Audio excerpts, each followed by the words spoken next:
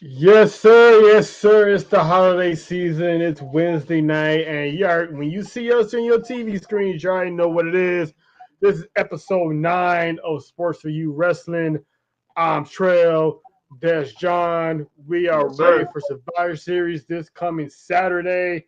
But tonight, man, we got a treat for y'all. We got a special guest. John, who we got lined up tonight, man? All right. When we started the Sports for You podcast, I would get some DMs from a young independent wrestler who's hot on the scene. And obviously, who knew 4 years later we would have him on as we begin the Sports for You wrestling venture. You've seen this guy on Game Changer Wrestling.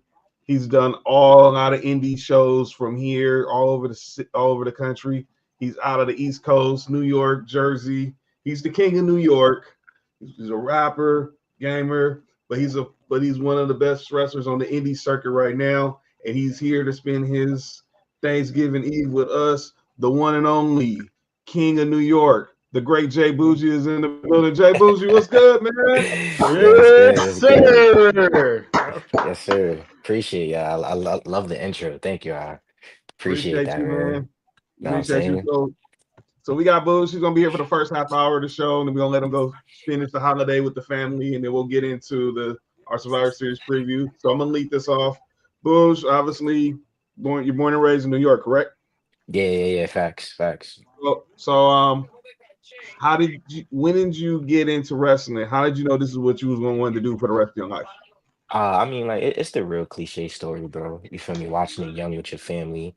The most earliest memory that I got is I'm watching with my mom. We watching Raw, and somebody was getting beat up. Can't remember exactly who, but all I know is that Stone Cold Music Hit. That's my favorite wrestler. And like the way like Shout everyone out. went crazy, bro. Like at that time, I didn't know the word was reaction, but like the way everyone just went crazy when he came out, I was like, yeah, I need that. I need that in my life. So yeah, I was like, I want people to bug out whenever I, come into a spot or whatever the case may be. So that was definitely it. Where I was like, yeah, this for me. That's right. So when did you have your first interaction like with a live show where it finally sinked in? Like, I can do Um, this. I could do this for a career. So like I was going since I was young. I remember my mom took me. This was like right before Batista, I think, won the championship from Triple H. He was just starting his feud. So we went to like a house show in MSG. Hmm. It was Triple H and somebody. They had a steel cage match. And Triple H ended up winning, but like he was beating up on someone. And then all I know is I'm sitting there, I'm waiting. I'm like, Mom, Batista gotta come out. Batista gotta come out. I don't know, you feel me? I'm getting high. I'm a little kid. Next thing I know, his music hit. I started going crazy. I was like, I knew it. I was mad happy with my mom, and she was happy that I had like the Jeff Hardy like arm sleeves on at the time. And then I ended up going to like a couple shows after that while I was still young. I went there while they did like a super show. Matter of fact, I was there when Hulk Hogan was there one time. And that Wow. episode where I think Triple H was beating up on JR and Batista pulled up in his in the car like later on during the beatdown, I was there for that one. So boom, Batista comes out, he do his whole thing, going crazy, bro. It was fire. I was watching it. I've been to a couple shows when I was young, but it was when I was like 17, I want to say. It was when Hmm. I was like 17, I want to say, that I was watching, I think it was like Kalisto versus Ryback. And I was like, I I think that's the thing I could do is just not even like a knock like Kalisto, but just more so like you feel me. I'm not the biggest dude, bro. Especially when I was like Right. 17, 18. So I was like, if he's in there getting busy with Ryback, who's like, I'm like, all right, like Yeah. I could definitely probably get busy with this. And like I had always wanted to do it, just didn't know how to. Like I'm from the Bronx, bro. So like we play basketball, baseball, Yep. football, you feel Yep. me, or Right. or people in the streets, bro, just being real. You feel what I'm saying? Um, and I didn't really know how to go about it. So after I went to college and my school ended up going like bankrupt, I only did 1 year. I was Googling shit, bro. I'm like, yeah, I'm gonna play ball like on some real serious stuff. So I was Googling like NBA D League tryouts for like the Nets, the Knicks, Philadelphia, like mad different camps and stuff, bro. And I was like, let me look up some wrestling. But that's why I found Johnny Rods. I found a House of Glory too, but I ended up going to Johnny Rods because I'm a WWE kid, bro.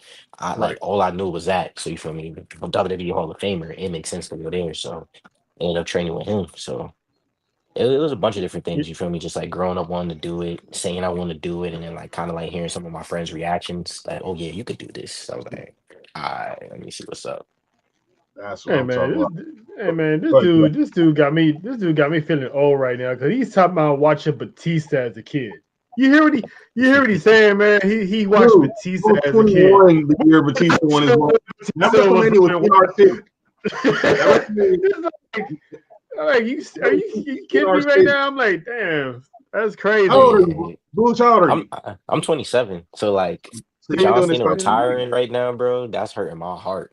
That is Wow. hurting me. Well, I it's believe mine it. too. I believe it. That's definitely like that's Yeah, your bro. like Like, Bret bro, like Hart, you know, like bro, I could say I your watched Cena's whole career, Randy's whole career, Batista's whole career. Like all those guys, I could say like I seen their whole careers, bro. And it's just kind of yeah. So wild. you grew up on the '03 draft class, the Yeah, '02 bro. That '03 whole draft like class. like Yeah, like super late attitude era, mainly ruthless aggression era. That yeah, was like that. Feel me? That was third. I think SmackDown was on Thursdays at that time. You feel what I'm saying? yeah. Mm, Like watch it then, and it got changed to Damn. Fridays. And then me and my mom ordering Chinese food every Friday. Then I'm watching it and stuff. You know what I'm saying? The wow. Crazy. generations collide, John. Like Attitude Era was Yeah, our thing, and we finally got someone that's like that lived the ruthless aggression era. Yeah, bro. unbelievable. Go ahead, Trey. Let you shoot some questions, bro. Yeah, man. What's like your end game? Like, where do you see yourself as far as career wise? Like, where you want to end up? As far as So is the big companies your goal, or is it like just being like the like a indies for like a cool minute? Like, what's your mindset on that? So like from spiritual, bro, like I know I'm going to WWE. That's like no like ifs, ands, or buts about that. Like I know I'm going to be there one day. So right now for me, I'm just having fun, bro. Like I would love to get experience and in many places as possible. So whether I have some time in AEW, TNA, go overseas to Japan, you feel me? Or even like doing independence in Japan, Mexico, going to Germany, going to England, wherever the case may be, bro. You know what I'm saying? Like I want to be able Yeah, to go everywhere and say like I done did all this, put that all together. So when it's time for me to have that conversation with WWE, you feel me? I got a little bit of leverage. You right. feel me? I got a little bit of So size, I got a little bit of experience. I'm a little seasoned, you know? yeah, so it seems like WWE is pretty much your primary goal of where you want to end up. Who's the guy on the current roster that you've 100% like, oh, I can go toe to toe with him. Like I can make music with this guy. Like put me in there with him.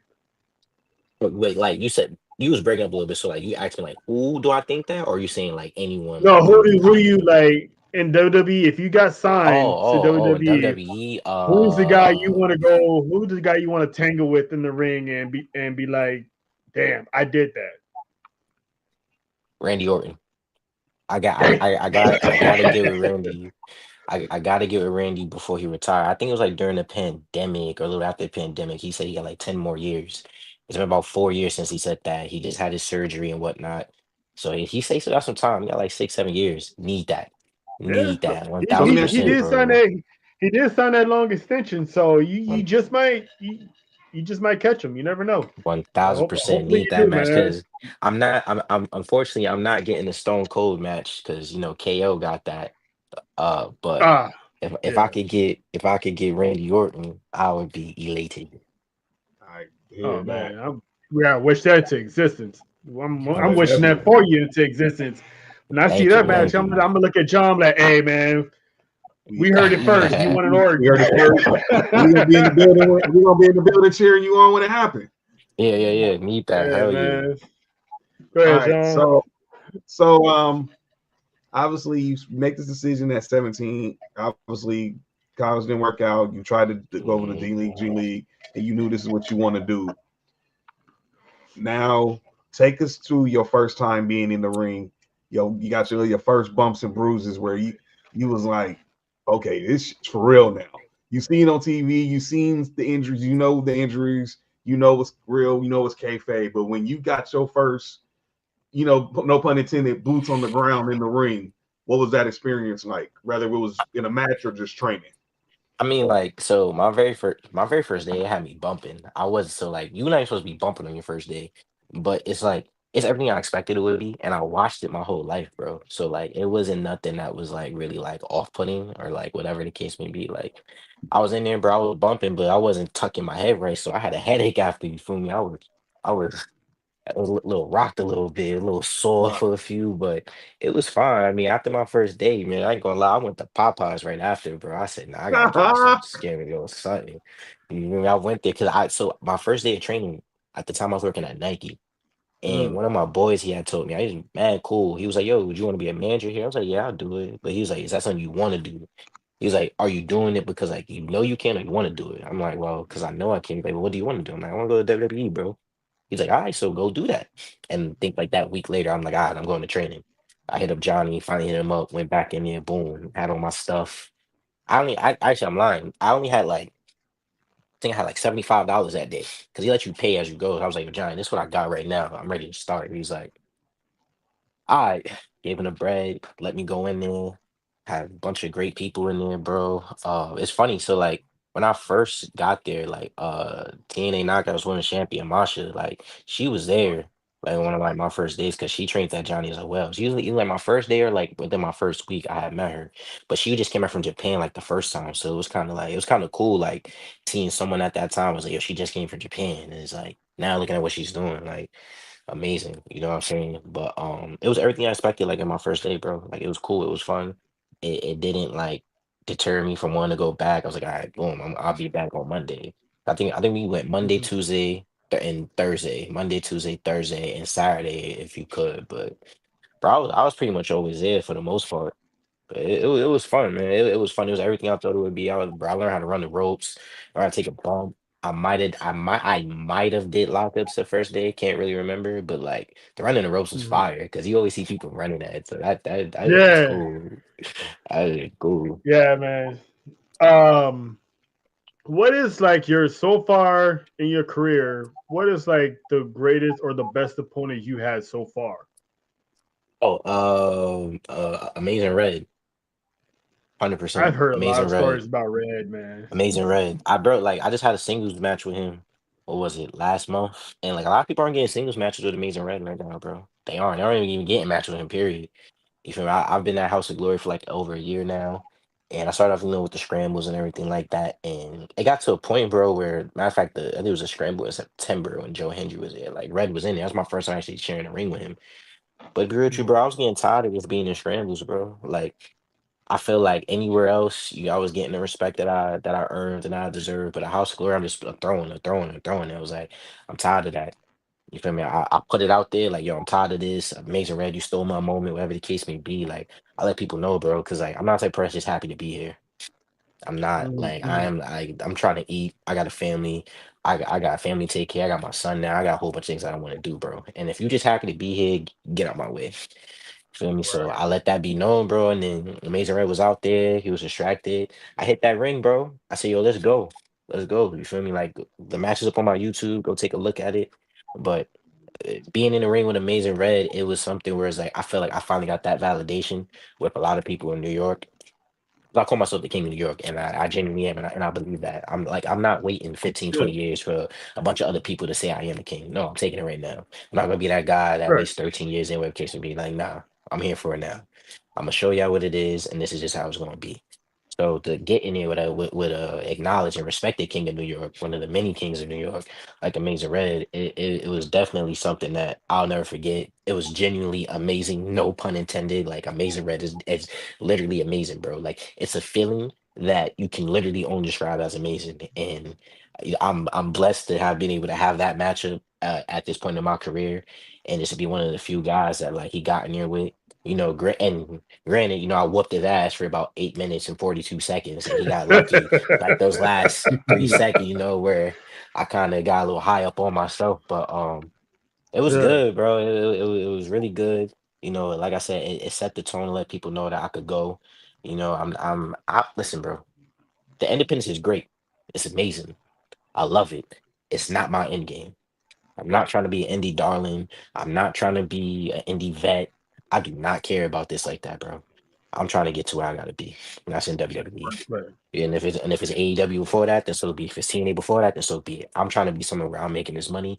I'm traveling and I'm getting paid, bro. These independence is cool and all, but it's oversaturated and it got a lot of people that's just here to play. I'm not here to play, Mhm. bro. I'm That's where I not want for to go. that. That's where I want to go. I talked me and Trey, I told Trey one of the questions I wanted to ask you was how did you where do you felt this resurgence with the indies start? How does it started and how's it has its ups, how's it has its downs? Obviously, indie shows have been going on since the beginning of pro wrestling. That's and Hmm. they're gonna be here forever.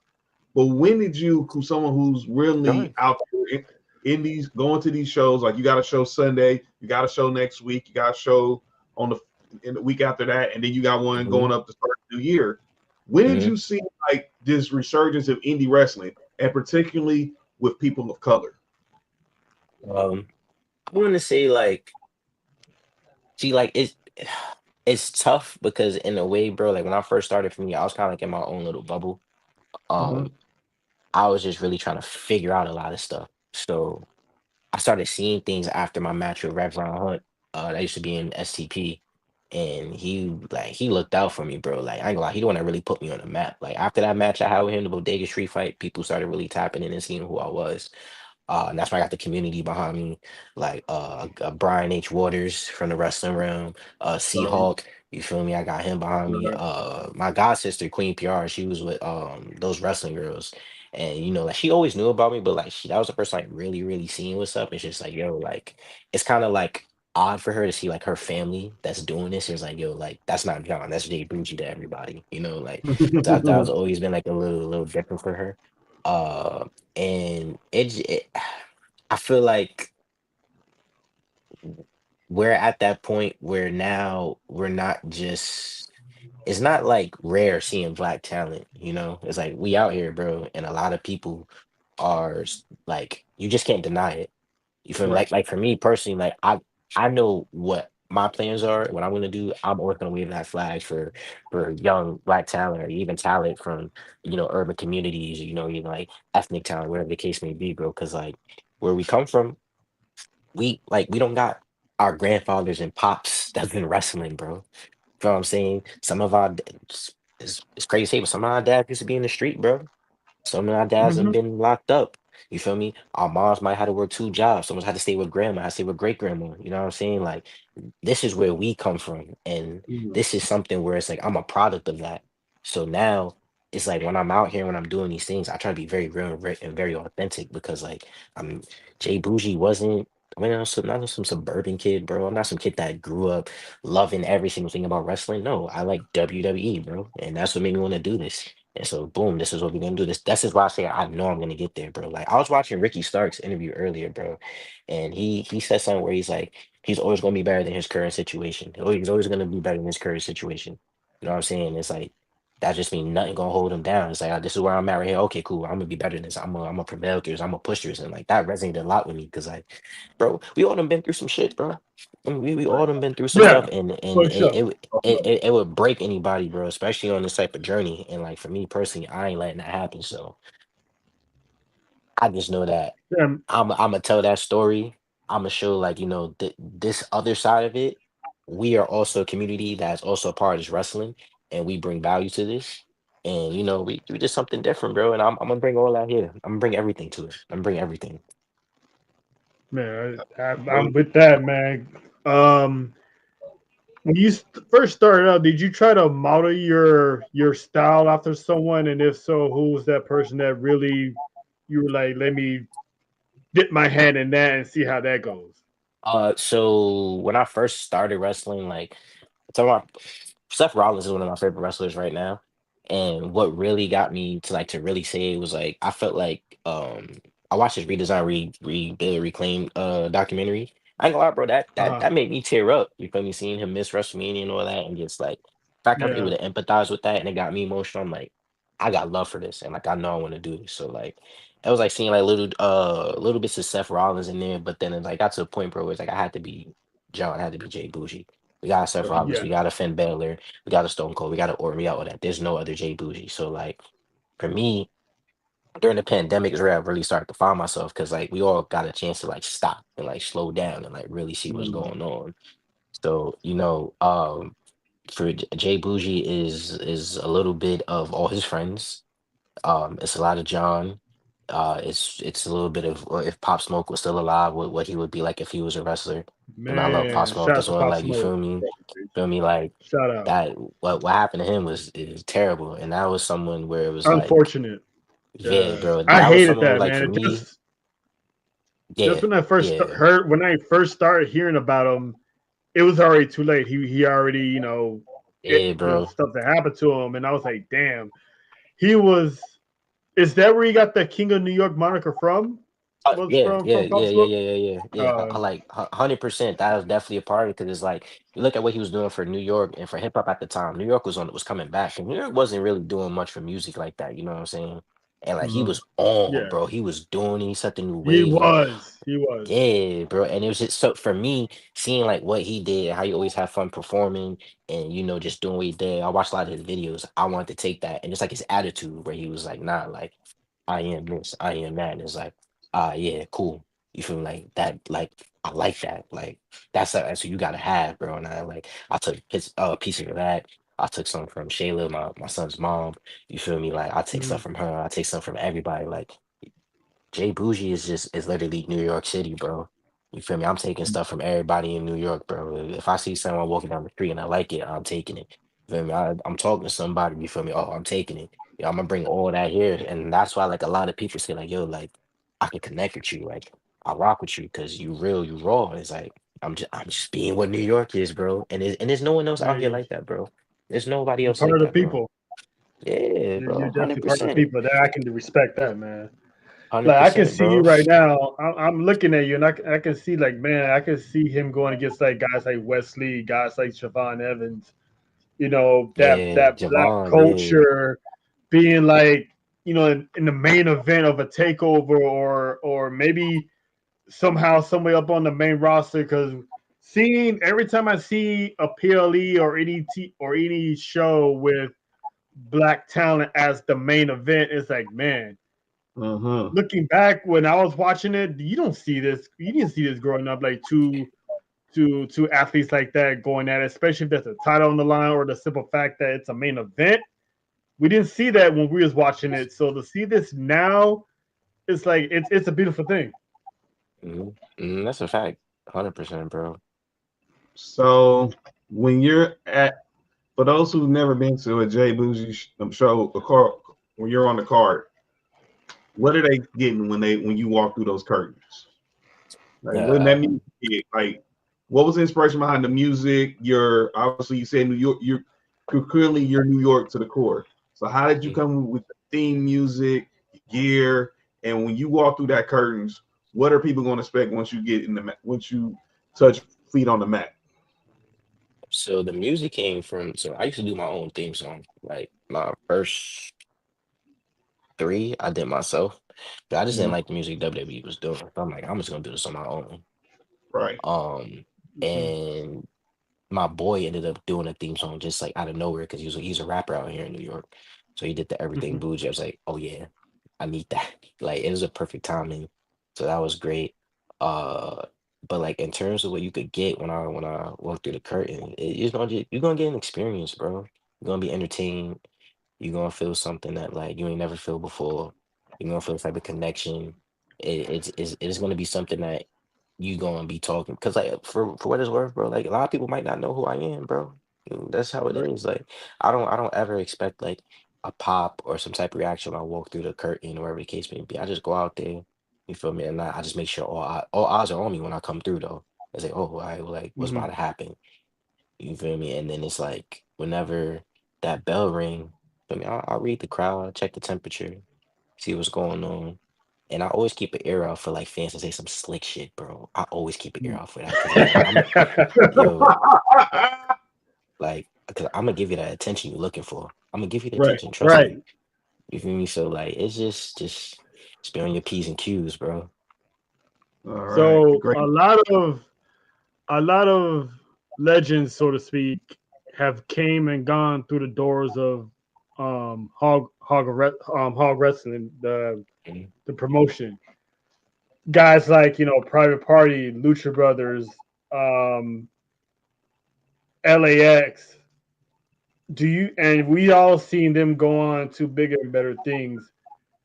Do you feel that pressure of all the New Yorkers that came before you, or you more worried about blazing your own path, your own trail? I mean, like it's cool that they did what they did, and they helped pave a way and whatnot. But like at that same time, bro, I'm mainly focused on me and where I'm at in my career, depending on whatever time or around the year that show is. Um, Again, it's cool, but like for me, bro, like I'm my own wave. Like I'm my own person, I'm my own everything, and I'll probably end up sharing the ring with all those guys you said at some point. So like, yeah, like it's Hmm. cool, but in terms of like pressure, it's like nah, like congratulations, I respect what y'all did, but like right now, like I'm just doing my own thing, and like that's always where like my focus is usually at, because it's just you can't like put pressure on yourself because what other people did, like that's their path, you know what I'm saying? Like that worked for them. So if I try to like be like, oh no, like private party to X, Y, and Z. I gotta do this, and that, and it's like it's not it Hmm. won't work Right. for me. So I gotta just do like what works for me. All right. Do you have like? Because I know we all talked about how WWE is your end goal. That you pretty much are saying that you're gonna be there. Do you have? Do you give yourself like a time frame that okay, within 2 years or within 3 years, I'm gonna be here no matter what? Or is it just one of those you just worry about if they call you right now for an NXT trial, it's like screw it, I'm in.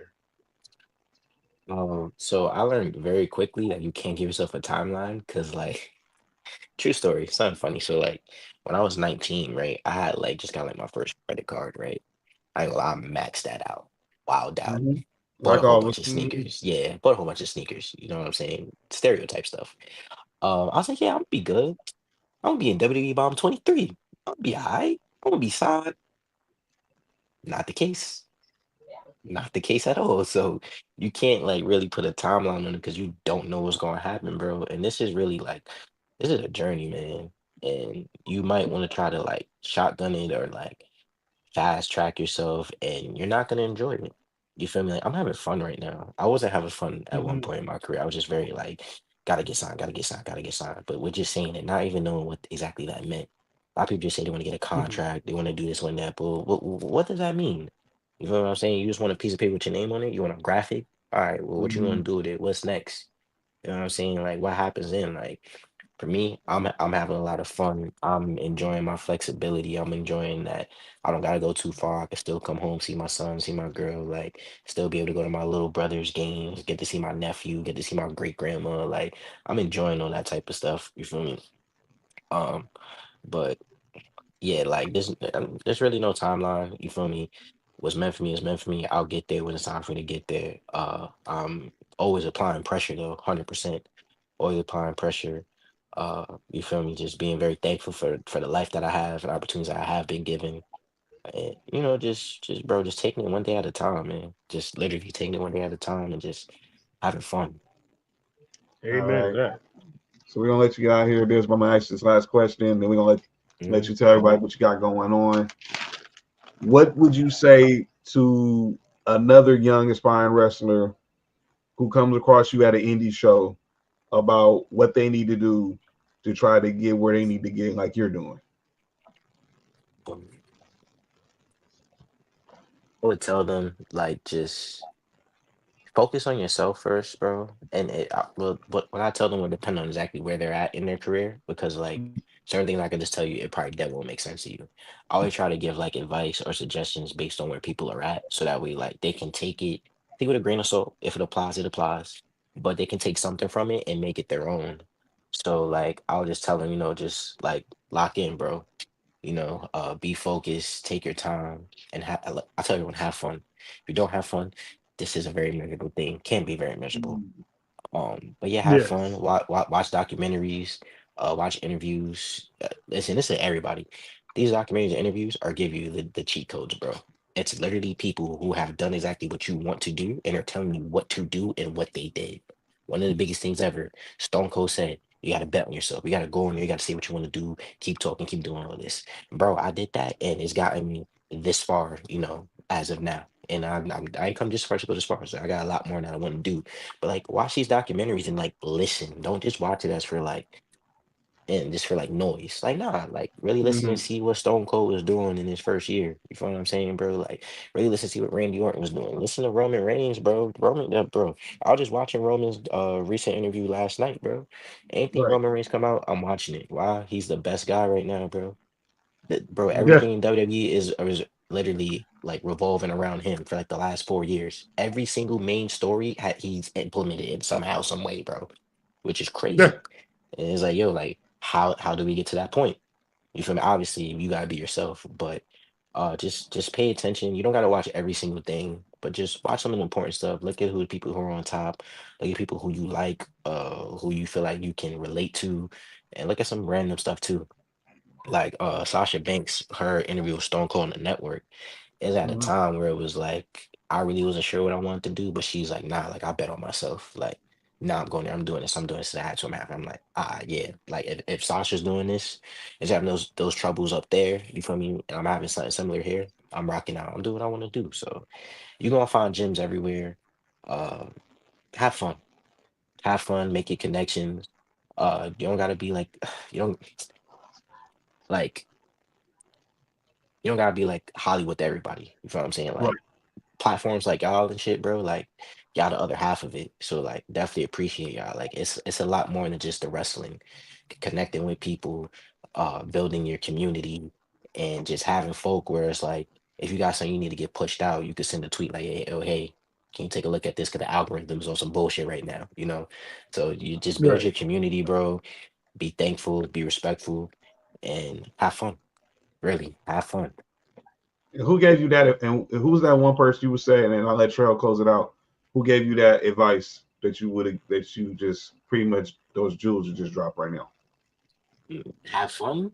My girlfriend, she told me have fun because we actually we had did a show and I think it was Sean Maluda.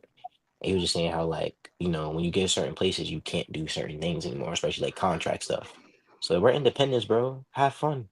Like have fun. You hear a lot of these guys come back like, damn, wish I could do this, wish I could do that. They can't do it because they got to adhere to a certain standard because they're on contracts. Have fun, bro. And then in terms for like, like looking and stuff and like studying, that was Mhm. just you hear probably a lot of people just saying study. Be real with you, I don't really like study stuff. Like I look for things that just kind of like stick out to me. But I learned again like listening to what Stone Cold said and like actually doing it and see how it worked for me. That was just sound like I just learned through like trial and error. So and personally, bro, I always like to just give back however I can. Because when I first started, a lot of people wasn't really like helpful. They wanted to see me like just kick the door. Fail. So you feel me? Yeah. If I can help out now, bro, I'm gonna tell y'all and hit me up, bro. Really, hit me up anytime. You feel me? Any of the young wrestlers out there got questions? You see something? Holla at me, bro. For real. Oh man. Absolutely. J Boogie, man. J Boujii, excuse me. I would like to Bro. thank you for taking the time for coming out, speaking with us, dropping some knowledge, dropping some stories. Whenever you have the time, man, we would love to have you come back when you have more time to chill with us so we can pick your brain a little bit more, get some more stories, Yeah. Nah, go over definitely. the We could definitely do industry, the that. ins and outs, the do's and don'ts. You know what I'm saying? So before we let you go, man, let them know where they can find you and your next scheduled events that's coming up to end out the year and the beginning of the year. Yeah, so this Sunday I'll be at ETU. My tag partner, Pretty Boy Smooth, who's an NWA Access champion right now, doing his things. Actually facing Dijak tonight, Donovan Dijak. So I'm gonna to get off this. I'm gonna Shout call out him. to You know, Dijak. make sure, feel me, make sure he whooped his Okay. ass and all that. But you know what I mean, Killionaires Club versus Contra this Sunday. We gonna beat their ass, especially Tristan or Ikira. Whatever, bro. He got like two different names. I don't know what to call him, but either way, he was talking crazy on the net the other day. I'm gonna punch him in his mouth on Sunday. That's gonna be the end of that. Then we're gonna be at AXW House of Cards. You feel me? We down with Big Bag Hydro, O'Shea Edwards. We're gonna pack up some boys over there too. Real simple light work. Ain't really too worried about that. Um, then I got BCW, Killionaires Club again, going against Cold Blooded Killers, Nola Katano and Raheem Royal. You know, they're bunched up with Charles Mason as well.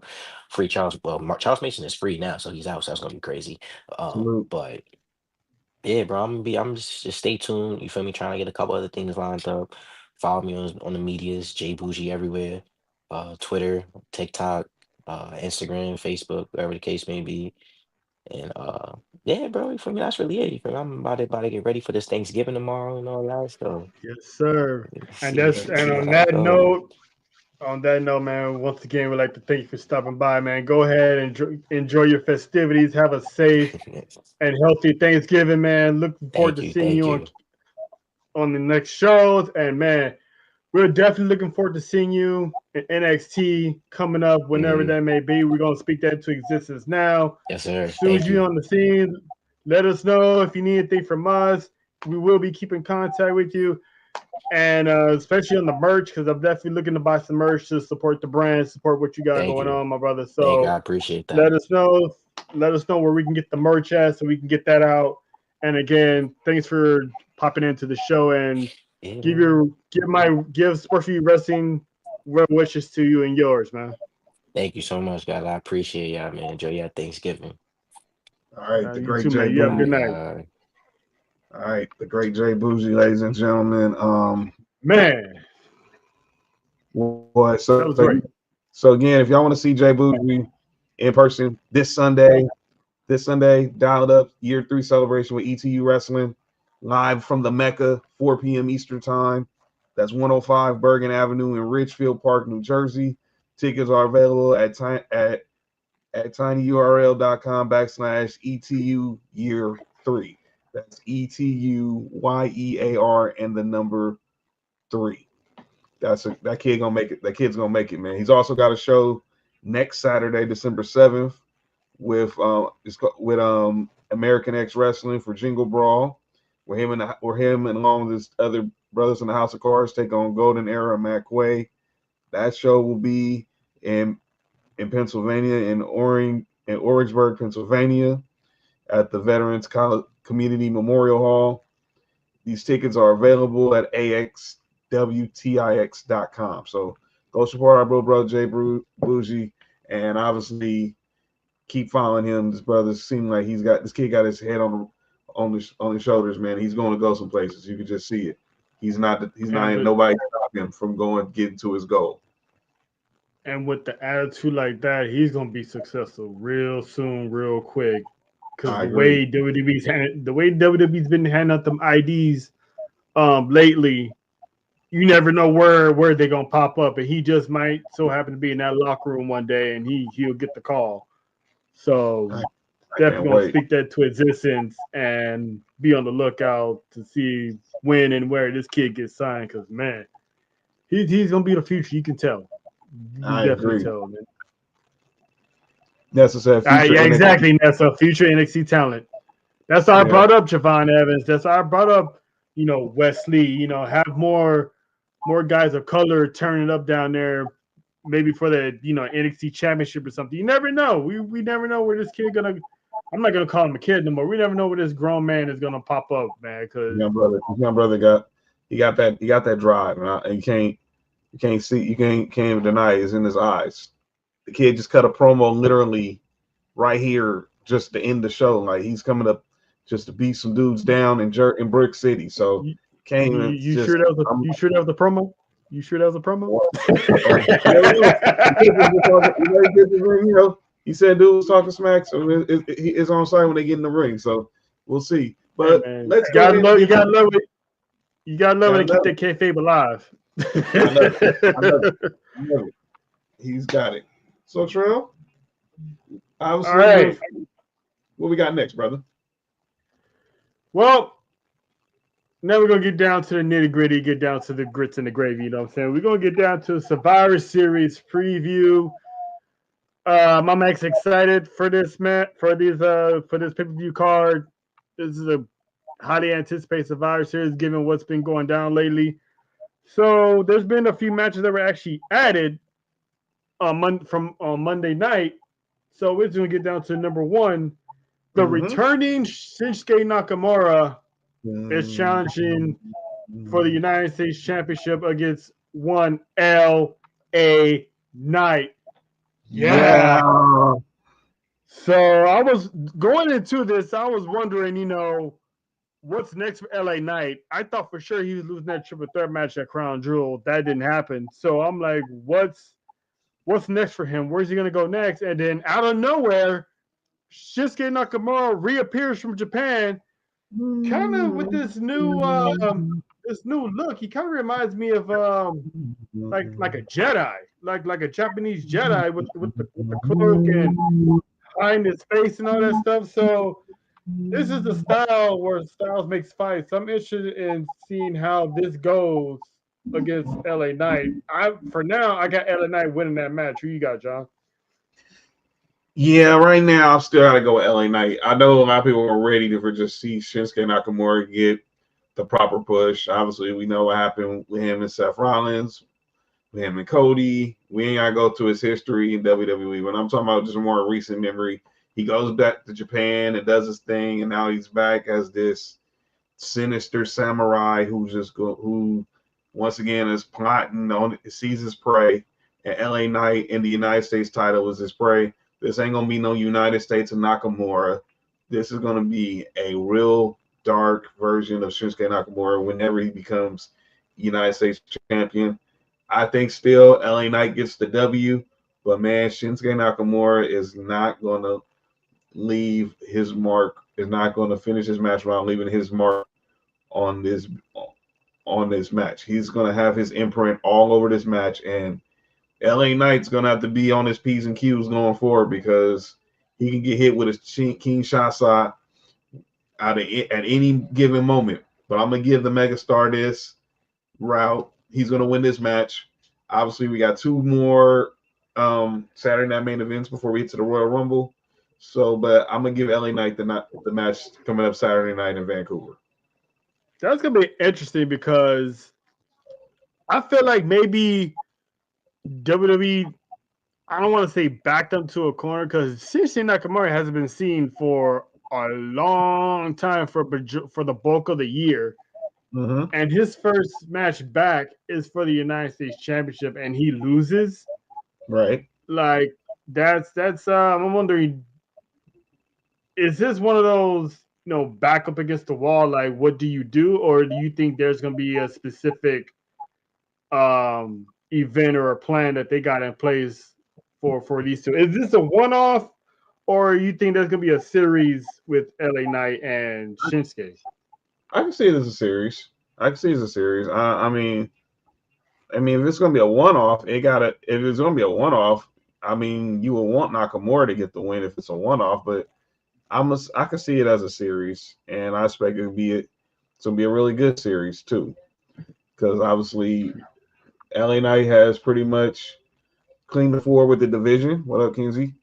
And I think someone like Nakamura is going to be one that can basically own this division. That's going to basically take this division to the next level. Because like we've been complaining about the lack of heels, and obviously Nakamura is a good heel, whether it's been against Steph, against Cody, and now LA Knight. So I expect sooner or later LA Knight drops the belt, but I have a feeling it probably won't be Saturday. I don't think we'll see that with the United States title.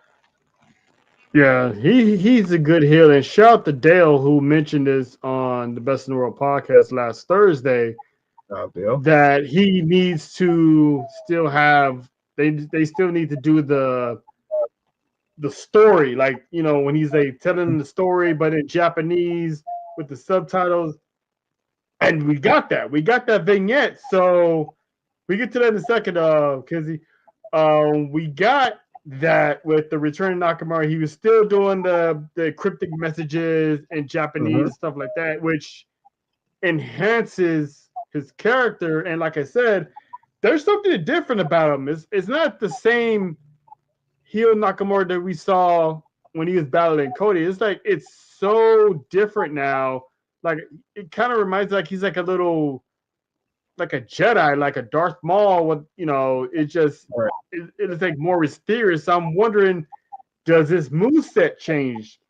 Like, does he have a new? Well, obviously he still got the Kinshasa, but I'm just wondering like how different is Shinsuke since he's been in Japan all this time, and now that he's back, I'm like, we just might see a new United States champion. I would not be surprised. It can happen. It definitely can happen. So I keep my eyes. We'll be watching this match, doing the watch along. We'll talk more about that near the end of the show, but definitely looking forward to seeing Nakamura versus LA Knight. Yeah. And so the next championship match we got here is one that it's just a case of people can't stay out of each other's business. Sheamus, Ludwig Kaiser, and the unstoppable Braun Breaker. These three men have been low-key turning each other apart. First, it was Sheamus and Ludwig. They had a series of battles. We thought that was over. Ludwig comes back from injuries like it'd never be over. During that time, you have Sheamus trying to get at Braun Breaker for his championship. Those two have, some matches that keeps getting interrupted. Now, out of nowhere, Ludwig Kaiser, after having a little pep talk from Gunther, he was like, all right, I'm going to take this in my own hands. I'm gonna be me. I'm going to do me. And later on that night, he pulls up in the middle of a championship match and destroys Braun Breaker and Sheamus. So this match here can go either way. Ludwig can get that crowning achievement. I do not see Sheamus winning at Survivor Series. If he's going to win the Intercontinental Championship, I think it's going to be at a later time, maybe in Vegas for WrestleMania, like on a bigger stage. So he's going to continue chasing this title. He could be just a pawn in the middle to get these two guys over, because these two guys are going to be basically the future of this business. I still have Braun Breaker's second run as Intercontinental Championship to go even further. Right. I don't think it's his time yet.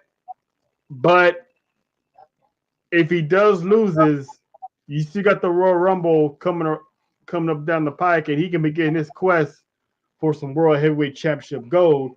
But right now, I'm personally gonna pick Braun Breaker, and I'm like Nessa. If Braun Breaker somehow doesn't win, it would be Sheamus. I'd be surprised if it be Ludwig, like off the bat, wins Intercontinental gold. I think his time will come later, but I'm going with Braun Breaker. Who do you got? Yeah, I think no title returns here, but I think this is gonna be a banger match.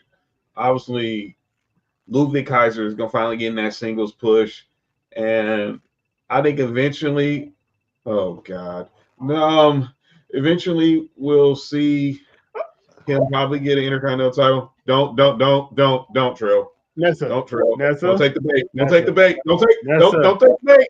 Nessa. Don't take the bait. Nessa. You already know. Nessa, you already know what will happen. Have you ever seen Spike Dudley get beat up in WWE back then? That's what's gonna happen to little Dom when if he ever gets to the ring with Braun Breaker. He's gonna get destroyed. His mullet's gonna be gone.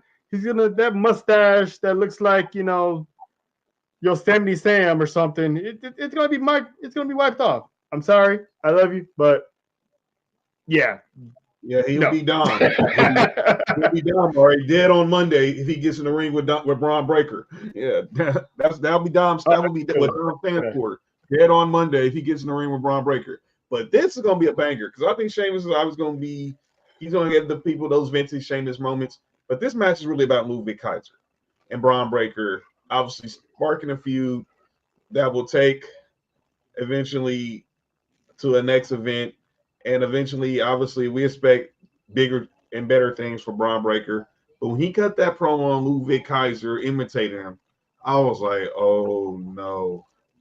Man, that was some Scott Steiner type stuff, dude. But this is gonna be a banger match. I'm gonna give the edge to the badass.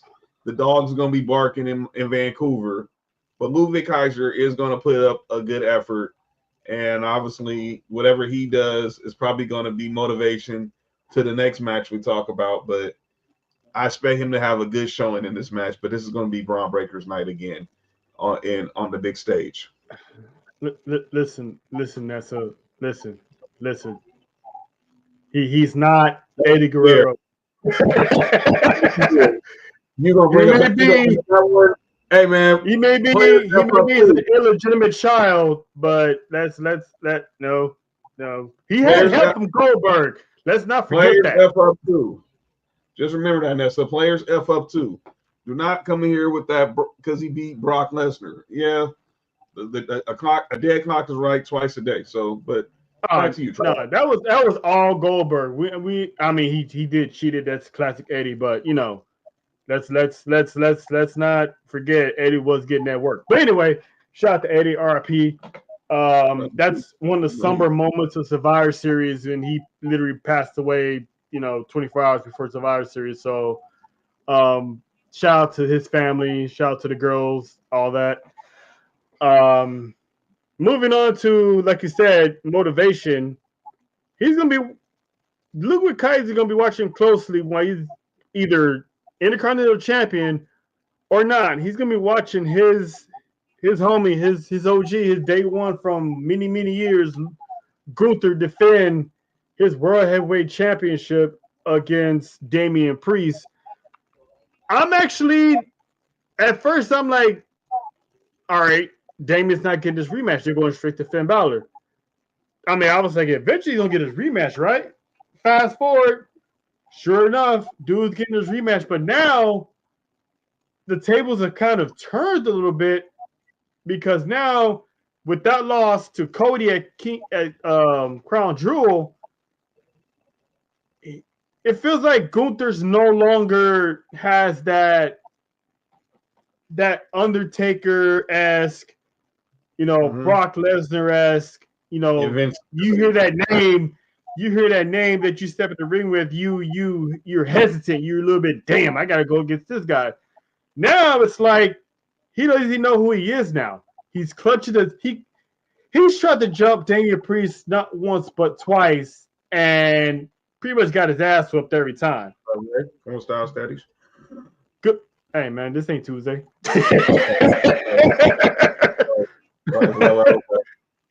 What's up, Lay? So to see him now, he's getting dropped left to right. You never see the man get dropped. He's dropping people. He's got packed up by Damian Priest 2 weeks straight. So it's like, I will never forget what Damian Priest told him the first time. He's like, in the ring, you're a general, but on these streets, I'm king. You're doing good. Are we good, Lay? How about you? How's work? Hopefully, get off work real soon. If not, you did already. So when he dropped that line, I was like, oof. Now I'm wondering, is Gunther in trouble? But I think now, because it seems like they're planting the seeds for this face turn of Gunther that's going to happen by the beginning of the year, or if not the end of the year, whichever you want to spin it. But now this guy has emotion. He shows self-doubt. He shows fear.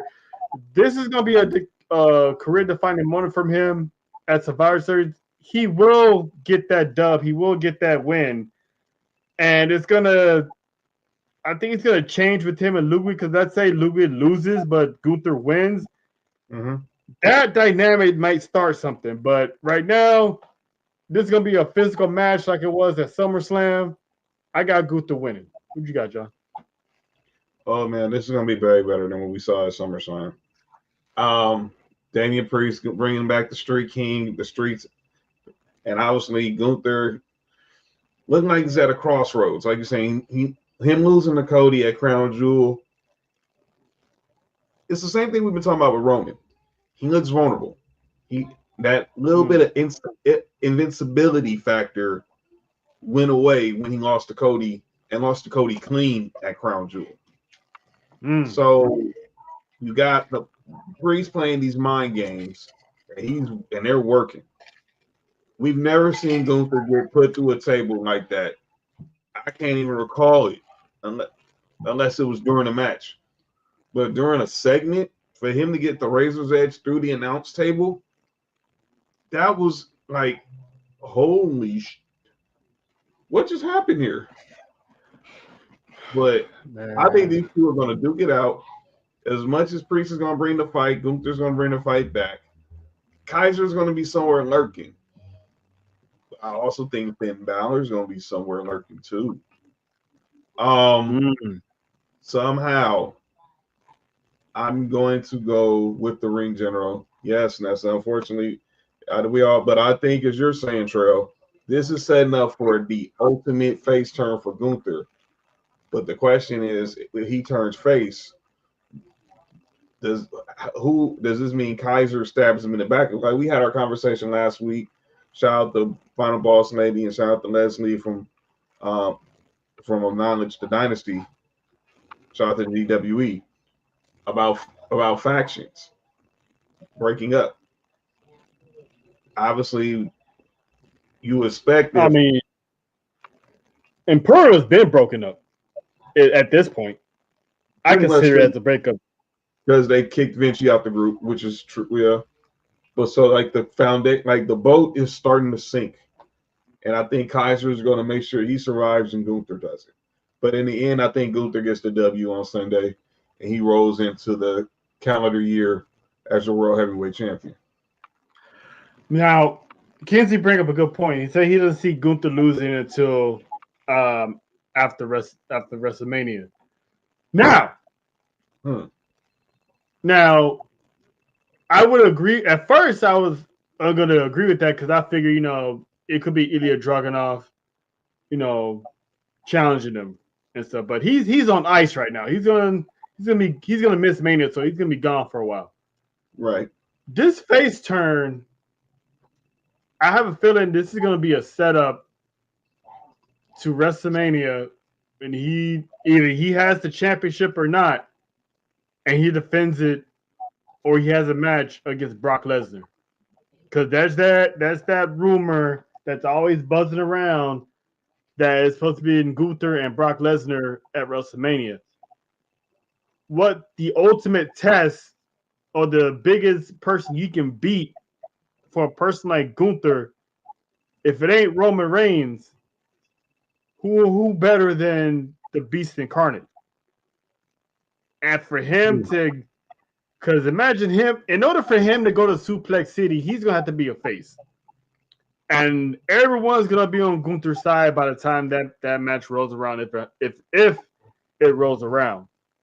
And that's going to be a win or lose. That's going to be the defining moment for him going toe-to-toe against Brock Lesnar. And yes, Brock Lesnar will be back.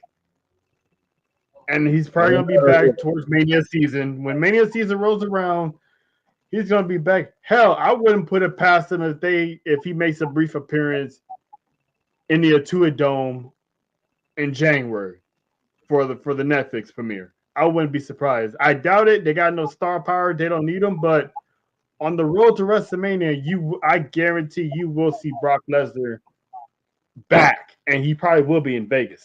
You can book that because he hasn't been found guilty of anything. Mm-hmm. The only thing he's been associated with were text messages. Yeah, could be. Tribal Chief could be. Well, Roman Reigns is going to be in the Royal Rumble. We could see The Rock. So what if there's that moment in the Royal Rumble you have Brock Lesnar, The Rock, and Roman Reigns standing together in the ring at one time? Talk about that for a second. Jesus Christ. But yeah, we don't know. Who knows? We don't know when Brock Lesnar shows up. Brock Lesnar has a history of pulling up when you least expect it because nothing gets leaked out on his appearances. You don't know when he's going to show up. He just shows up. So when he feels like leaving Canada, he'll be here. I agree. And Corey Gray said, when Gunther and Brock had that stare down in the Rumble last year, when Gunther almost went bell to bell, sign me up for Gunther versus Brock Lesnar. I don't care what the match is, title or no title. You get them two in the ring, it is going to be a clash of the Titans. It is going to be the old beast versus the new beast, and they're going to be like literal Spider-Man memes. And Brock Lesnar, he's going to take those chops, and Gunther's going to take those suplexes, and they are going to go out and beat the living crap out of each other. And I can't wait for it to happen. But yes, Brock Lesnar will be back, ladies and gentlemen. I can't wait for the promo where Gunther's going to put on Brock Lesnar. But anyway, which is going to be interesting coming from a face. So, but our next match is, to me personally, the more intriguing one is the Women's War Games match. You have currently listed as the tag team champions of Bianca Belair, Jade Cargill, the returning Rhea Ripley, Naomi, and Io Sky versus the team of WWE's World Heavyweight Champion Liv Morgan, WWE's Women's Champion Nia Jax, Miss Money in the Bank Tiffany Stratton, Raquel Rodriguez, and of course, Johnny Gargano's wife, which I can't remember her name at the moment. Candice LeRae. Candice LeRae. The women's speed champion, I might add. Yes, current women's speed champion. I forgot about that. They don't broadcast that. I forgot it's a Twitter thing. Now, interesting developments regarding this War Games match has occurred the past couple of days. Outside of Rhea Ripley returning, confirming that she is going to be leading that team, Jade Cargill on SmackDown was found jacked up, assaulted, beat up, and left on the hood of a car. That's hate, Lay. I know why. That's hate. I'm moving on. So she got laid out on the car. So now it's a classic case of who done it. So it looks like, Team Liv did it. Every single one of them denied it. Now people have been pointing the finger at Naomi because I feel like Naomi could be that dark horse that, no one expected. Because you got Bianca and Jade running roughshod as the tag team champions. And then you got Naomi, who's been dealing with Nia, but she can't win the WWE Women's Championship. And you can tell she's been frustrated and things of that nature. I don't think it's Charlotte. It could be. I don't know how soon she's ready. If she's ready to come back. I predicted if Charlotte was to come back, I guarantee it's going to be the Royal Rumble. I can see her as a surprise return entrant, maybe number 30, number 25, somewhere around there. So it's definitely not Charlotte. For this story to sell, it has to be either Bianca or Naomi. And then another prime suspect would be Bayley, who, as now, has officially replaced Jade Cargill in the Women's War Games match. So basically, you're going to have a Damage Control reunion with Rhea and Bianca. My theory on this is that it's not Bayley. It's not Charlotte. I'm going to stick with it's going to be Naomi. Because if you guys remember when long time ago when they teased the DX reunion, when Shawn Michaels got beat up in the parking lot and everyone was like, who did it, who done it? And it was revealed via CCTV that it was Triple H. I think it's going to be something similar to that it's going to turn out to be Naomi that did it, and everyone's going to be shocked that Naomi made a heel turn. Bayley's going to be shocked. But the trick to this is, I believe not only that Naomi did it, I think she's going to reveal that it wasn't even her idea. Because we all know that sooner or later they're gearing up for a Jade Cargill Bianca Belair split. What better way to book that Bianca Belair has something to do with it? Like it was either her idea or she actually carried out the assault herself. Or, like I said, it was her idea and she had Naomi do it. So have two women turn heel at the same time. Hmm. So with that, you bring in Bayley. Bayley's already in the Women's United States Championship tournament. So now it makes it even more obvious if Bayley wins, Naomi can turn heel and eventually be that challenger for Bayley and take the title off of Bayley, which will add still more credibility because it's been a while since Naomi's been champion. Then when Bianca comes back, she can go after. I mean, when Jay comes back, she can go after Bianca. But moving on to the actual match itself, I actually got this. Might be a shocker. I actually got Team Liv winning this match. For the simple fact of I think Bayley's gonna be a distraction for Bianca. There might be some accidental someone getting hit on accident. Does Bianca and Io really trust Bayley? So I think that lack of communication, that lack of togetherness is going to be their downfall, which will, plant that seed on SmackDown, however you may be. I don't predict the cash in. I think this is going to be Tiffany's going to be too distracted to do a cash in. There's too many bodies that can stop her. But I got Liv winning this match. What about you, John? Man, I really want this. I'm gonna still go with Team Maria, um, because I just think obviously Rhea Ripley's gonna be determined to just whatever to do whatever it takes to get her hands on Liv Morgan. But I see where your point is, but there's so many factors into this match. Io Sky's the number one contender for the Women's World Championship. Liv Morgan wants to get her hands on Rhea Ripley.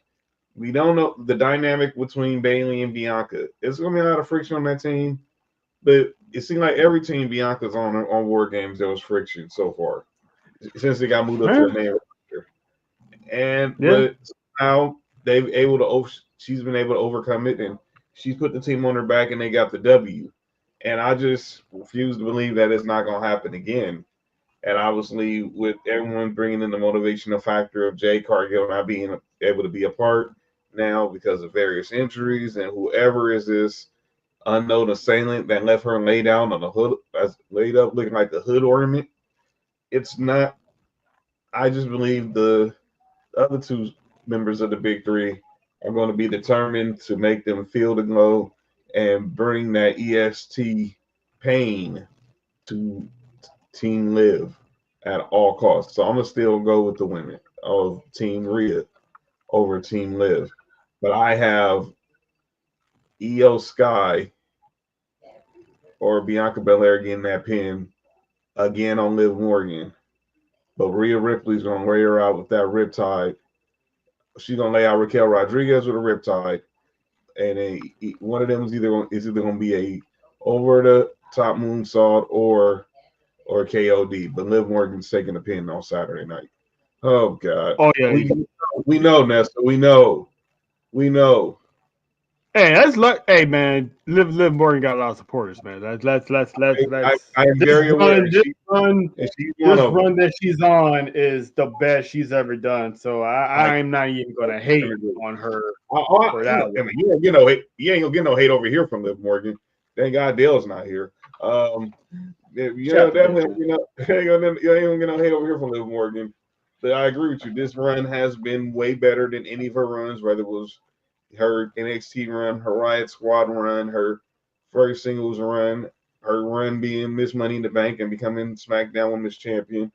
But this run, she's been on as this heel, this home wrecking heel as the world champion has been real good. You disagree with me? Oh, yeah, of course. One Team Rhea to win. So, Of course, you would, like. hey man, how long you think they're gonna drag this out? The case of who done it? Like, you think it's gonna be over by Royal Rumble, or are they gonna push it and have it done sooner rather than later? Because I still predict that it's gonna be Jay coming back automatically knowing who did it, or you think they're gonna have some CCTV footage and pretty much reveal the person before Jay comes back. I think it's gonna be some CCTV footage, just like they did with finding out that Carlito was the one who took out Dragon Lee the night before WrestleMania. Um, Yeah. so I think Jay comes back. Now we all know that the reports are that she's dealing with a neck injury, so and that she could be out anywhere from 3 months to up to a year. I do think if it, I'm gonna be on the optimistic side and pray that it's the 3 months. Especially seeing her today, her episode of Celtic Warrior workouts dropping today. Obviously it was recorded months ago, but still that it dropped today, and you just don't want to see her get run, and it's obviously gonna put on hold because of a serious neck injury. So I'm gonna say she's back probably by Elimination Chamber, and she knows, and she's gonna find out who betrayed her, and eventually that person is gonna be whoever she faces at WrestleMania. What up, AC? Yeah. I mean, if I'm also hoping that it's not a year off. And having her come back in WrestleMania season would be even more perfect to be like Elimination Chamber, or at least hell, she can come back weeks until Mania itself, because there's enough story to go around to bleed this out. So hopefully, I'd rather have someone be like, yeah, I did it, or be like, no, I didn't, and then you have like Nick Aldis come out with like some footage, or you have something that makes it seem like, oh shit, you actually did, because it's gonna look like Bailey did it. 'Cause that's how she got her way into the match, which it's not gonna be her. It's definitely no one from anyway. So it has nothing to do with Team Live. So I think it's gonna be for sure. It's gonna hurt more if it's Naomi or Bianca or both, like for sure. Man, AC I got got his the ones. merch. I'm on my way getting those. I'm definitely on my way to getting. I got the whole bloodline wish list that I'm getting. Shut up. Uh, Oh, I never stood next to Liv, but thanks anyway. Um. that's So crazy. the next and Oh, final. well, quick before we get to the main event. Do we see a cash in? No, I already said it. No, no, no. Okay. There's Okay. too I many didn't hear that bodies. part. I didn't. Okay. Yeah, Okay. there's too many bodies around for her to try that. And we saw what happened last year's board games when there was an attempt to cash in. So that's not happening. Or yours. Yeah, that's that. I don't see that. Speaking of war games, this match I've called since the summer. Mm-hmm. We're gonna have a bloodline civil war inside of war games. You got the new bloodline 2.0, or as some people like to call them, the Timu bloodline, led by Solo Sequoia, who is now currently the tribal chief. Jacob Fatu, the Tongans, and their newly acquired mercenary Bronson Reed. Mm-hmm. Which, man, I did research. The dude is not Samoan, but he sure do fits in with that bloodline, because he gets his tattoos done by the same people that work on the Usos. So They're going to be taking on the original bloodline with led by the original tribal chief, the OTC himself, Roman Reigns, the Usos, Sami Zayn, and the unexpected partner of one CM Punk. Now, there was always speculation about who was going to be the fifth man. Everyone, for some reason, said it was Cody, which I shut that down because Cody said it. If you remember, heading into Bad Blood, he told Roman, "This is it. I'm done with the bloodline after this." Until The Rock comes back, obviously. But as far as the bloodline goes, he's not fighting no more battles with the bloodline. It's not Kevin Owens joining Solo's team because he'll look like the biggest hypocrite in WWE, criticizing Cody for siding with Roman Reigns for him just to join the bloodline. It wouldn't make any sense. I had a theory that Punk was going to get jumped by Drew and the Seth comes in to help, but I don't think. Well, Seth is going to be another one that would look like a hypocrite if he joined Roman's team because he said it not once. I think he was like the biggest hypocrite. I think he like a bigger hypocrite than Cody. Yeah. He said it not once but twice that he would have went to war with everyone else, but he'll never ever team with Roman Reigns ever again. So that hatred he has for Roman is on the level of Kendrick's hate for Drake. He'll never squash that beef. That beef would never be over. So we was like, who's next? I had this idea probably like 2 weeks ago. Paul Heyman should return out of nowhere and be like, you know what? I got this. I'm gonna bring in CM Punk. Lord and behold, and Nessa can attest to this because she hit me up as soon as it happened. Paul Heyman returned from exile from being put through a table by the new bloodline. And he said this match is not going to be 5-on-4. It's going to be 5-on-5. And who did he bring out? The original Paul Heyman guy, as CM Punk said last year when he made his return, when he addressed Roman Reigns. He acknowledged him as the tribal chief, but he also said, let's not forget who's the OG Paul Heyman guy. Who had the Rise Man first. Who was the Paul Heyman guy first? So CM Punk comes out, joins Roman Reigns in the bloodline. They squabble. And at the end, he told Roman Reigns, hey, look, this ain't about us. It's about Paul Heyman. And Roman was like, hey, well, he's still my wise man. And Punk was like, huh, yeah, we'll see about that. Right. And it had me thinking, yeah. And it's like, it had me thinking because, and shout out to the Final Boss Lady on one of her episodes because she said this. I think it was either the Final Boss Lady or it was I forgot who it was. Either the Final Boss Lady was Megan that said it. When Paul Heyman was getting abused by the bloodline, Roman Reigns was nowhere to be seen, nowhere to be found, no phone call, no nothing. I mean, from what we saw, he tried to call Roman Reigns multiple times, but, you know, he got stopped by Solo and then eventually Solo destroyed his phone. So I'm thinking, and I'll give you the floor on this one, John. I'm thinking that Paul Heyman is back, but he's not going to turn and join Solo's bloodline. But I also don't think he's going to stick with Roman either. I think he came back with CM Punk.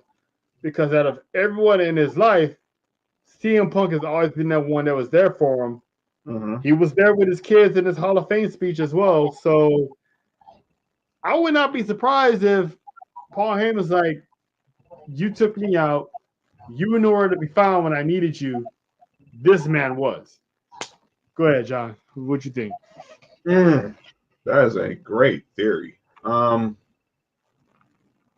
This dynamic is going to be very interesting because you just saw that exchange with Punk and Roman at the end of the night where he basically telling him, like, I'm not here for you. I'm here for him. And Roman wants to still play that he's my wise man card, but I'm like, well, like you just said, Where the heck were you when I went through a table in Madison Square Garden? When I've been I try to contact you and Solo's named Tomatunga and Tungaloa run shot, and then obviously Jacob Fatu comes to the bloodline and all heck just breaks loose. Yeah. You were nowhere to be found. You show up and then you show up at SummerSlam to help. I mean, you might want to say you weren't helping Cody, but you did. You team up with Cody. But then when things get spicy and y'all can't defeat these dudes, Jay has to be the one to tell you to make the call. You didn't volunteer to make the call on your own. Just like Jimmy had to tell him we need help. Someone has to tell Roman, you're not the tribal chief no more. And I think Paul Heyman will cut a scathing promo on Roman Reigns. But I think, like with you, CM Punk was the one who he recruited. CM Punk says I'm there for him, and I think he leaves with him. Now, how does this carry over with the year? Obviously, we'll have to keep an eye on it. But I think the original Paul Heyman guy is back, and it's going to be iconic, especially if a certain visionary sees these two dudes together in the matter of months. Dude, the seeds of matches or events that's going to be planted with the simple fact that CM Punk is in this match. I mean, like you mentioned, Seth Rollins is going to see it and be like, this mother again? Like, you serious? Mm-hmm. And then, they're going to cross paths at the Royal Rumble, and then they're going to go on for there. Now, the other theory I have here. Now, far as picking the winner, Roman and the Usos already lost the crown jewel. Right. So, part 2 of this. No, there's not going to be a Roman Cody. No, that's right. That's right. Part two of this saga is going to go to Roman Reigns and the OG bloodline. Like, CM Punk would carry his weight. Now, you did mention Seth Rollins was watching. Someone else is going to be watching. And that someone else, I predict, is going to be in Canada watching in person. And that's his cousin. That's Big Oos, the final boss. Now, because he's already got strike one, he teamed with Cody. Rock showed up at Bad Blood and pretty much looked like, ain't this a bitch? Like, this man basically put down my father, my grandfather, and your father at the press conference in Vegas, and you're helping him? He took the title off of you, and you're helping him to fight our blood that you can't do on your own. Strike 2, you got the family together to fight my family, and you bring in another outsider in CM Punk, the man that he beat for the WWE Championship at the Elimination Chamber years ago. Someone that, in The Rock's eyes, has also disrespected him. So that's strike 2. I suspect Rock is going to pull up at War Games, and I'm hoping he does. And I think we might get that reveal that he is the final boss of this Bloodline 2.0. And we start seeing stuff go down. Because I think Roman's going to get the win, but Rock's going to show up and he's going to help put a beat down on Roman Reigns in that Bloodline. Right. Pretty much revealing himself as the one behind this Bloodline. Because as much as they try to make us believe Solo Sikoa is the tribal chief, and he may well be, The Rock is the high chief, and he probably told Solo, you get this done, you're the tribal chief. Right. But let's not forget, I'm still the high chief, so I'm putting you in command of this group. Yeah. So So now that's going to shift the focus on to Roman. Like, okay, do y'all want to get this tribal chief back? Or do I got bigger fish to fry later on down the road with one Dwayne? So there's a lot of this match is going to have a lot of implications moving forward as far as WrestleMania goes, and it's going to plant the seeds for Punk and Rollins. But it's definitely we're going to see The Rock. He might not do anything. He might give like a people's eyebrow, and next thing you know, Roman Reigns is getting jumped again by the bloodline. But I don't see CM Punk turning heel because that will mess up the entire story, the bloodline storyline in its entirety, because Roman still gotta get to put the final nail in the coffin with Solo and his crew. Adding CM Punk in there to turn heel is not gonna do any good. You're just adding more season on the stake that you need to be adding. So I think Punk is gonna be the one to get the dub, and then from there you can either have Paul Heyman tell CM Punk thank you, and then he'll tell Roman, hey, I did what we had to do. You know, CM Punk has no issue with you. Or like I said, he can pretty much walk off with CM Punk and be like, no, I came back with him, so I'm gonna go with him. Right. Oh, we're gonna get that Punk and Seth Rollins feud. It's gonna show up.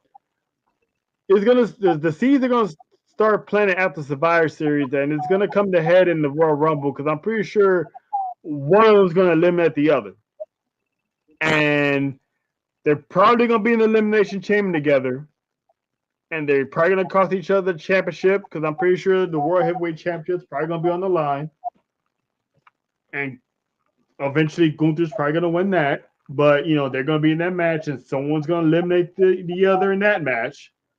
And then from there, you fast track to Mania.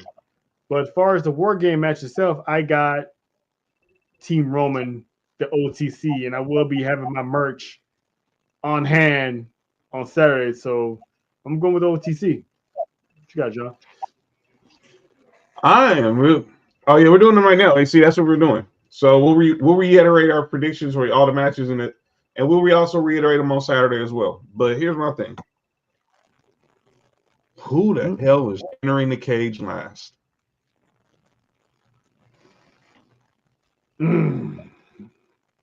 Friday, we're getting Jay versus Jacob in the advantage match. Someone's getting dog walked in that one. Jay wanted this, but man, I really wish he didn't. Because I think Jacob Fatu is fin to clean house. I'm not saying he's going to dog walk Jay, but you're going to see we get this dude in a singles match for the first time. People are really going to be like, oh, eyes are going to be real open. We know that this dude is going to be a problem, but now you get to see it, and him and Jay are going to put on a banger of a match. I do think Jacob gets the win, and the new bloodline, they have the advantage. But man, him and Jay are going to put on something for both of their families that is not even going to be that they're going to be able to tell decades from now about. My question is, obviously with them Solo's team probably having the man advantage, you're going to get obviously Punk and Roman are literally going to be the last two in the cage for the OG team. This is going to be crazy because remember what happened when the last time the bloodline was in the battle, was in War Games, and that was when Roman was tribal chief. And Jimmy was going to go out, and Roman pulled himself like, no. Sammy, you go. Now, Roman's not a tribal chief. He's a tribal chief. He's OTC.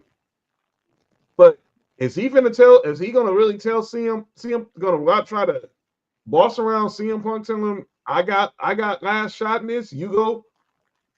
Because that's where I want to see the dynamic. I think that's where the intertracting dynamic's going to be, the power struggle, because obviously Roman wants to still be the leader, But Paul Heyman has brought in his own mercenary to basically get them over. I wouldn't call CM Punk a mercenary. I think this is literally that Hyperbolic night. but I know what you're saying. Yeah, that night that he needed to help this team. I don't think he's gonna try to boss anyone around because I think he's slowly but surely not doing that anymore. Mm-hmm. But we all know Roman Reigns is going last on that team. Like he's not going first. I'd be surprised if he goes in first. No, he's not going But first. I would guess if I had to guess him going last, he's definitely going last. But him messing up an order and telling someone to stand back, he's not going to do that. He did that last year or whenever year it was. I think it was last year. He did it last year because he wanted Sami Zayn. He wanted Sami Zayn to prove his loyalty. Right. That's what it was. So he was like, no, Jimmy, you sit here. You go out there. You handle this. So it's different now. Will the chair be there? I mean, maybe. I mean, it's Roman Reigns. I mean, the man wants a chair. Give him a chair. But I'm pretty sure he won't. I'm pretty sure he'll probably stand there. But he might want a chair. We don't know if he likes standing up for too long. But I think that it probably would be Jay or Sammy starting first. Mm-hmm. And I think they would have. I think Solo would have Tama Tonga go out first. Right. So you have Jay and Tama. Because I don't think you're not going to have Bronson Reed go out first. So Bronson he's going to be close. Bronson Reed will probably go third. Yeah, because you send Tonga Loa out there to get these hands, and then no, you send not Tonga Loa, you send Tama Tonga. You don't want to be a squash at the back. Have Tama Tonga go out there. I'm talking about the number 2 man. Yeah, you're talking about the Bosch King. No, you have Bosch King come out, second from his group. Yeah, that's what I mean. Or third. Yeah. No, you have Tama Bosch. Because I don't think Jacob not leaving Solo side until Solo says so. Maybe. And then for Romans, it's gonna be like Jay. Then probably I would be Jimmy next, and then Sammy, or Sammy then Jimmy. But Punk and Roman, it's gonna be Punk then Roman for sure. Yep, pretty much. Yeah, it could be Jimmy. Seeing the weakest ones out there first, because you got Jimmy, then Sammy, then you build up to Jay, then Punk, then Roman. Then on the other side, you probably, if that's the case, if they're gonna do that, then you put Jimmy out there, you put Tonga Loa out there, then put the Botchman out there, have them, duke it out, and then you put Tama Tonga in there, and then Jacob. You either go Jacob then Bronson, or Bronson then Jacob. But and that way Solo will be the last one with the man advantage, be the last one to come in, and War Games would begin. So I'm anxious to see how this plays out, because I've been wanting to see this since Roman return. I didn't know who was gonna be a part of it, but we all speculated it'd probably be Jacob, or probably be Zilla, or probably be like the other Tonga that's there. So now it's all been set up, and it's like I still can't believe they got Bronson Reed in there. That was not on my bingo card at all. Mine either. And I said it before, and I keep saying it again. This dude fits perfectly well in that bloodline. Like he has the same tattoo artist as the Usos and everybody else. So that is shout out to DWE. So yeah, that's that pretty much concludes the Sapphire Series pick'ems. I did say Roman Reigns team gonna win. John, did you say Roman Reigns team gonna win, or did you say Solo's team gonna win? No, I'm going OGs. I always go with Do those. we I'm going OGs. do we see the final boss in Vancouver? Yes. And again, it's going to be very cryptic until he cuts that Yeah. promo on Twitter. But it's going to be very cryptic because then you're like, because obviously, like you said earlier, you first had the scene with him and Cody, and you know that ticked him off. You walk past the trailer where you saw Dusty Rhodes, was like, love you, Dusty. Hate your son. Uh, yep. Now you're gonna bring in the guy who pretty much that he had to take the title from before he dropped it to Cena. Uh nah, Yeah. man. You, Nah, man. Yeah, you keep bringing these. go ahead. You keep bringing in these white tees to be in this family business, man. It's like, what are you doing? Like, what are you doing? What am I eating? So it's gonna be one of those, man. He's gonna be like, all right, that's one, that's two. Starting to have enough of this. Now I'm gonna have to come back and flex my power, my authority, because you're messing up, Roman. You're messing up. So I'm looking forward to Survivor Series, man. This is gonna be a great show. Before we get out of here, Shout out it's to that time again. before It's we go. that Shout time out to again. before we get there at that time, Trey. Let me shout out. Got a DM from Acknowledge the Dynasty. Shout out to Monty. She's watching. Shout out again to them. Now they had the spaces on this earlier today, talking Survivor Series. So shout out to the ladies of Acknowledge the Dynasty, and again Shout out to the DWE for girls. continuing to support. Continue, my esteemed co-host. Yes, and shout out to everyone else that's always supported us. Shout out to Megan. Shout out to me. Shout out to Nessa. Shout out to the Final Boss Lady. Shout out to everyone. Shout out to the Holy Shit podcast that we're gonna be pulling up with on Saturday for the watch along and the after party, if you will. So we're looking forward to that. Now, before we get ready for the festivities of that they call Thanksgiving and football, it's that time again.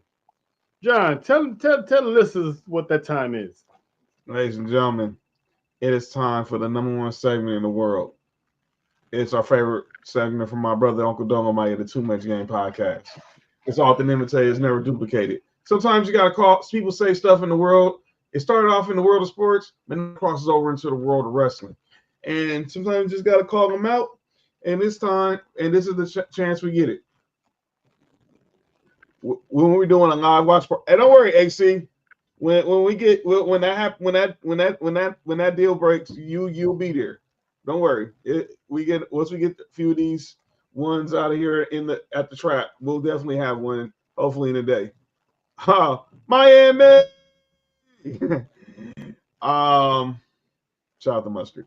But yeah, it's time for calling out names, and I'm just gonna do my one calling out names. I didn't really have nobody at first, only until I saw Dynamite tonight. And I don't know if you got this on calling out names. Oh. I put him on calling out names last week for what he said about black wrestlers, but now I got to put him calling out names for what I saw tonight. That's Tony Khan and his creative team. So the segment where Tony Schiavone comes out to interview your reigning defending TBS champion Mercedes Moné, and she goes in her shtick, Chicago, please say hello to your CEO. Oh, she put Chris Statlander on the shelf. I did it all myself because Camille can't do anything. Matter of fact, she's about to pull events and say you're fired. And Camille said, hold up. Shut up. And basically says, you can't fire me. I quit. Drops the mic, walk off on the stage. And Mercedes is sitting there like, what? What? You can't believe it? Like, and the fans were chanting, you deserve it. And I was like, hey, yo. First of all, salute to the fans. That was funny. But my call for Tony Khan, and I'll say what he said last week, Kenzie, in a second. And Trail has been very passionate about this, how they booked Camille, and it clearly made it look worse tonight for her quitting. And obviously, she's still got their arm in a sling, so we don't know when she'll be back in the ring. And you're not going to have her drop the TBS title to her. I'd be shocked. So my calling out for Tony Khan is the way he booked Camille that Trail's been harping on for the last month or so. You brought in a brick house and made her a house full of sticks. Well, it's the three little pigs. You have the house full of they huff. You're supposed to be the brick house where you huff. The big bad wolf supposed to huff and puff and can't blow the house down. Mercedes was able to blow this house down multiple times. Come on. Yeah. And what Tony Khan said last week, Kenzie, for those who didn't hear, and I had no calling on names, he did an interview with WGN TV where he says all the top black wrestlers are in AEW. Huh? So, yeah, my calling out for Tony Khan for the way he booked Camille. You signed a powerhouse, but you made her look like a poodle. I'm done. And I'll give my shout outs after because pretty much we're probably gonna shout out the same people. But go ahead, Trell. You're calling out names. I don't have any. Usually AEW is always the same thing. I don't really have anything. Nikita Lyons, you still don't call out names. That's 2 times. Yeah. That's 2 times in 2 weeks. Nikita, stop it. Stop being that girl. That's twice. Really? Outside of that, I got nothing. Nothing's really pissing me off in the wrestling world lately. So that's a good thing. You got any shout outs you want to bring up? Yeah, first off, shout out to man Edgar. Fortunately, I couldn't make it on Saturday, but Trail held it down for the brand. If y'all haven't, Trail was on the Snug Wrestling podcast with our boy Edgar Avina out in Sacramento. It's available at Snug Wrestling on social media and wherever you listen to podcast on Spotify. They discuss WrestleMania 19, which was an epic WrestleMania. If you haven't watched it, go on Peacock and watch it. Obviously, some great matches there. AC, he says the potential New Day breakup is on my calling out names. Well, I wouldn't watch on Monday night. If you're not for a New Day breakup, I wouldn't watch Monday. I'm just letting that know right now. I'm not telling that's just long overdue. And that's not a prediction. That is long overdue. That is an overdue spoiler. I want to shout out everybody who's been down with this movement since we started. Again, this is our 9th episode. Let me shout out Trail for hitting me up one day during the summer. We talked at work, and he was like, why don't we start doing some WWE watch-alongs? We started with Money in the Bank. We shout out Kenzie was on that show. Our boy Mike D, wrestling from the 313, he'll be joining us in a few weeks. He was on that show. And then we did SummerSlam. Obviously, first before that, we did our first guest appearance together on the Best in the World podcast with our boy Dale. Trail appears there every Thursday with him, and obviously we've had this alliance with Beer and BS Media, Sports Talk with Friends, and the Sports4U Townhouse crew. We've had this alliance, and we collabed and did the SummerSlam watch along together, and obviously we all witnessed the return of the OTC together. We did watch alongs for NXT No Mercy. Shout out to Professor Bear and the Wrestling Society. Go follow them on social media. If you're a real diehard wrestling fan, the Wrestling Society is for you. They everything wrestling, video games, old pay-per-views, podcasts, everything. Find the Wrestling Society. And then obviously, our last watch along we did, and then we went ahead and started doing shows at the beginning of October. And then we did watch along for How We Have It. Shout out to our boy Jose and Hot Take Wrestling, my boy Phil. And the crew, they'll be on with us soon. And then every person who's joined the show. Obviously, our regular Jay Smoke, he's been away for a couple of weeks, so we hope he's well. We'll hope to see him real soon from Beer and BS and Sports Talk with me We're friends. Obviously, the ladies we've had on the show, Megan, Minx, Final Boss Lady, Les, the Dynasty crew.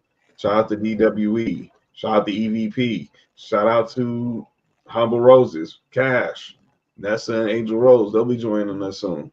And all the just podcasters who's been supporting the brand and this next chapter in the Sports4U brand. I said this on the podcast recently with my boy, I Am Hype. Sports4U now is no longer just a podcast. We're a brand. We got multiple podcasts now. We got clothing. Get Sports4U podcast merch. We'll have eventually Sports4U wrestling merch in the future, so stay tuned. But we're a brand, and we're looking to network with as many people in the IWC, especially those of a color, because we down for the culture. And as O'Shea said, Trail, as O'Shea said, rest niggas. So I want to say before that and that Trail have the final remarks, and then we'll let you know what we got going on again for Saturday. Happy Thanksgiving, everybody. I want to say a special shout out to my daughter Sophie. Tomorrow will be her 8th birthday. We're gonna celebrate it together. Happy birthday, Sophie. Got some things here. She's gonna have a good day tomorrow. And all you families, if your loved ones, go say hi to them. Go tell them you love them. Call them, text them. Spend 5 minutes with them if you can. Especially those 5 minutes can do wonders because you don't know if they're going through something. You know, they could just that one little hello, you know, will brighten up their holiday spirit. Trust me, I've been through that. It's always good to have people to hit you up like, hey, how's it going? How you doing? So like John said, reach out to your loved ones, you know, enjoy this Thanksgiving activities, enjoy football, enjoy college football, basketball, NFL. It's gonna be a lot of sports this weekend, so stay safe. Don't get too full and don't go bankrupt trying to buy everything on Amazon because you know that's where they get you. So y'all stay safe. This has been Sports4U episode 9. That's John. And real quick, before we go, again, shout out to J Boujii again. Shout out to him, man. If you missed our interview with J Boujii, you can go back to our Sports4U YouTube channel. At Sports4U Wrestling YouTube channel, and you can see the interview. He was here for the first 35 minutes of the show. This young brother, if you don't know who he is, get to know him because he's going to be on your TVs real soon. And again, Saturday, 3 o'clock, Sports4U Holy Shit podcast mashup for the watch along and post game. And again, subscribe to Sports4U podcast, Sports4U Wrestling Podcast on YouTube, and you know, you can follow us right there, John Watson 094 and Money_Ice. Take us home, Trail. Yeah, that's how we're doing.